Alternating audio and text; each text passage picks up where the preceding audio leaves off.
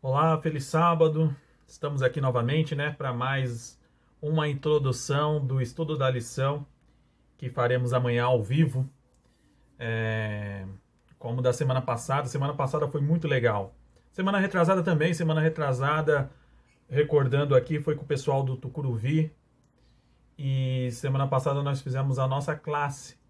E parece que o pessoal passou a compreender como é que está sendo essa lição virtual através da internet.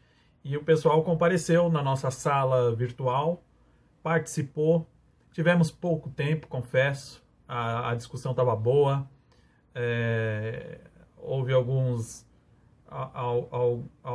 opiniões contrárias, mas que nós vamos ter a oportunidade de sentar um dia num encontro de PG para a gente voltar naquele tema da semana passada, que falava sobre os casais, marido e mulher, e aí abordava também a questão do esposo cristão, a esposa não cristão, a esposa cristã, marido não cristão, abordava a questão da separação, se o casamento é para ser eterno e se existia uma opção de separação, abordava também a questão quando que você poderia casar novamente, você pode casar novamente, e aí a Bíblia fala algumas coisas a respeito disso.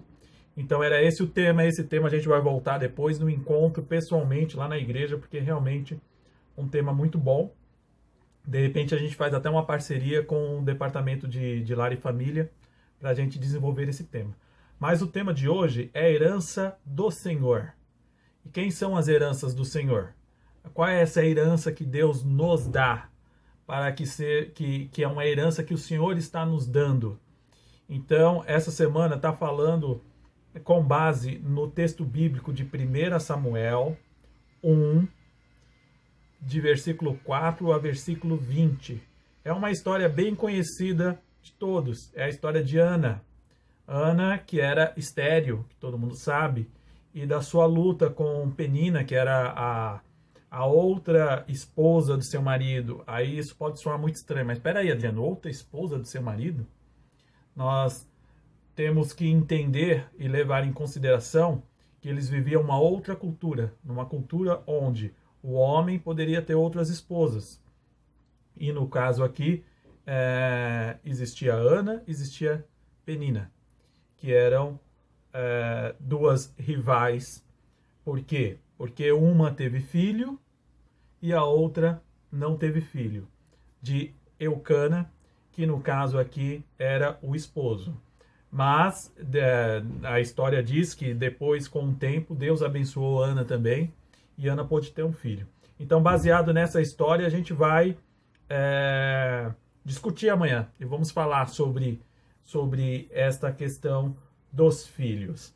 Mas aí eu queria deixar para vocês aqui hoje essa pequena introdução, falando que de fato os filhos são a herança do Senhor. E o que nós devemos fazer com essa herança? Nós vamos discutir isso amanhã também. O que fazer com essa herança?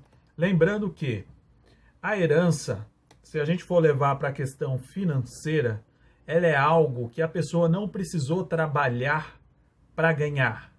Geralmente as heranças se dão quando um pai muito rico morre e deixa os bens para os seus filhos, e eles recebem isso como herança. E você vê como é bom, porque isso vem como uma bênção, teoricamente, na vida das pessoas. É lógico que se tratando de dinheiro, é questão financeira.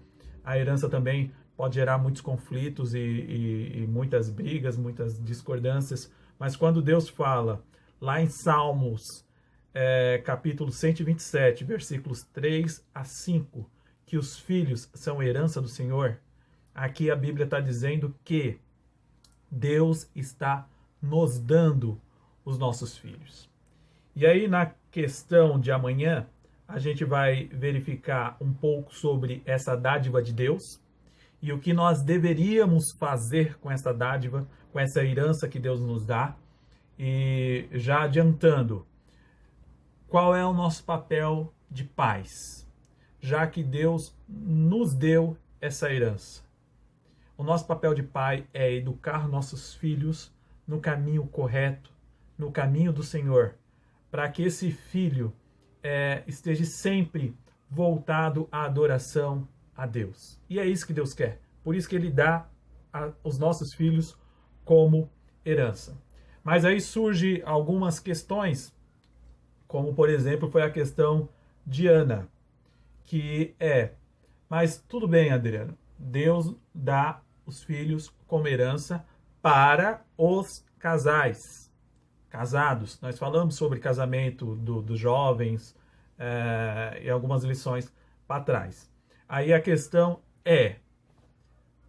e os casais que não puderam ter filhos? Onde é que está a herança do Senhor? Por que esses casais não podem ter filhos? Eu conheço um casal, inclusive ele é um pastor, é lá de Maceió. E ela, a esposa dele, era muito amiga minha, que a gente trabalhávamos junto no departamento infantil. E ela lutava para ter filhos e não conseguia. Fazia tratamentos, tanto clínicos como até psicológicos, porque ela não conseguia ter filhos e ela queria muito ter um filho. Como é que fica essa questão? Nós temos que entender o propósito de Deus. Para tudo tem um propósito. Nós sabemos também, e a gente vai debater mais sobre isso, que existem muitos pais que receberam essa herança do Senhor, talvez não da forma que eles quisessem, talvez pais não cristãos, até mesmo cristãos, num relacionamento meio perturbado, ou talvez nem tenha sido dentro do casamento, mas esse filho foi gerado. E esse filho não teve culpa de ser gerado, mas ele não deixa de ser uma herança do Senhor para esse casal. E aí, muitas vezes, nesse conflito de relacionamento, muitas crianças acabam sendo abandonadas. Às vezes pela questão financeira dos pais, às vezes pela questão de vícios, drogas, loucuras, a cultura, uma infinidade de situações. Mas essa criança, ela não nasceu para ser sozinha. Todo filho quer ter um pai, quer ter uma mãe. Quem sabe se esse não é o propósito de Deus? Que essas pessoas que tentam da forma natural, através da relação sexual entre homem e mulher, ter um filho, não tenha como propósito na sua vida de adotar uma criança. Dessas que Deus deu como herança para alguém, mas esse alguém simplesmente ignorou. Nós vamos entrar numa outra questão também amanhã, e eu queria que vocês até focassem nisso. Lá em Gênesis, Deus diz que o homem deveria casar e procriar. E nós vemos aqui no Brasil, por exemplo, que existem muitos casais que levam isso à risca, né? Por incrível que pareça. Vários filhos, vários, e às vezes não tem nem condição de criar. Será que esse realmente é o propósito de Deus hoje? Do homem procriar e colocar filhos no mundo? Eu vou deixar isso para vocês trazerem amanhã suas opiniões com relação a isso. E nós vamos abordar esse assunto. Mas o fato é que Deus também fala lá na lição de terça-feira. Eu gostaria que vocês dessem uma lição na questão de terça-feira, porque lá a Bíblia fala também, Jesus Cristo fala também, da questão que você tem que ter um planejamento. O ideal é que tudo seja de forma planejada. Então você deveria analisar a sua situação, planejar ter um filho e receber essa herança, essa bênção do Senhor. Infelizmente, existem pessoas que, como a lição também retrata isso, e se eu não me engano foi na de terça-feira, que pessoas casaram, mas optaram por não ter filhos. Tem toda a oportunidade de ter filhos. E conta o relato de um casal que diz: mas o nosso bebê são os títulos de graduações que nós temos. Ou seja, vive uma vida só para eles, só deles, focando em estudos, graduações, dinheiro. Às vezes tem condições de ter o filho, mas prefere não ter. Então tudo isso nós vamos debater amanhã. É para procriar, é para planejar, podemos casar e sermos contra a questão de ter filhos, porque o foco é estudo, o foco é dinheiro. E aí? Tudo isso nós vamos debater amanhã.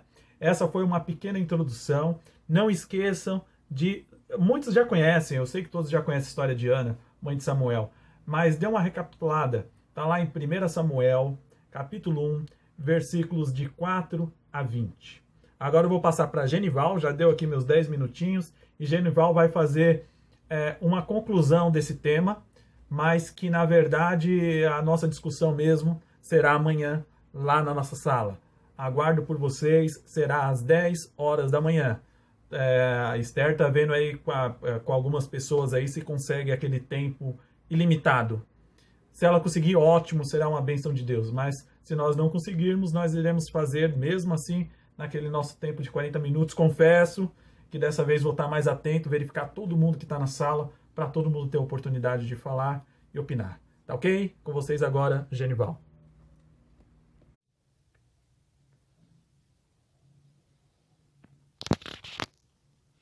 Olá, tudo bem? Mais uma sexta-feira, mais um encontro dos jovens amigos na classe de jovens da Igreja da Vila Ré. É muito bom estar com vocês. E o assunto desta semana é herança do Senhor, como o Adriano já colocou, já falou, e nós vamos ver aqui a conexão. E depois nós vamos ver flechas na aljava. E caminhando para o final, responsabilidades dos pais.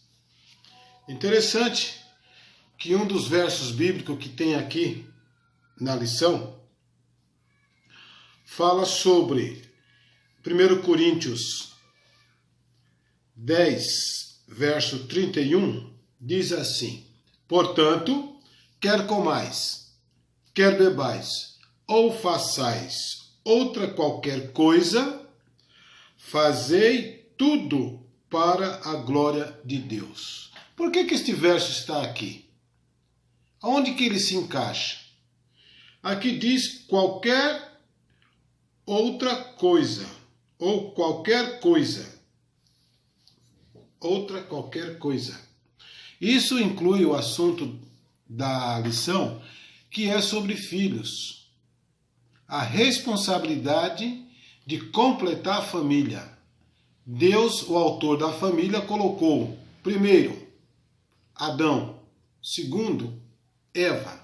Depois completou a família com um personagem intitulado filho. Filho. Aí então completou a família. E amanhã nós vamos ver aqui todos os detalhes. Vocês estão sendo convidados, filhos, para falar de filhos. Um outro detalhe também que a lição coloca, e essa lição aqui ela é importante porque ela é para os pais e para os filhos. Porque o filho um dia vai ser pai. E antes de ser filho, ele teve um pai ou uma mãe. E agora, Coríntios, o apóstolo Paulo está falando para os pais, um verso que diz assim: cuidado vós, os pais, para que não provoqueis a ira a seus filhos. Então logo nós entendemos aqui que pais e filhos têm um elo de ligação e um desafio de um relacionamento. Um outro detalhe que nós vamos ver amanhã está escrito no lar adventista, que diz o seguinte: estou formando uma família para fortalecer a influência, engrossar as fileiras dos poderes das trevas, ou estou suscitando filhos para Cristo? Eis a grande questão. Amanhã estaremos então entrando em detalhes maiores. Filhos, vocês são a herança do Senhor e alegria para nós pais. Até amanhã.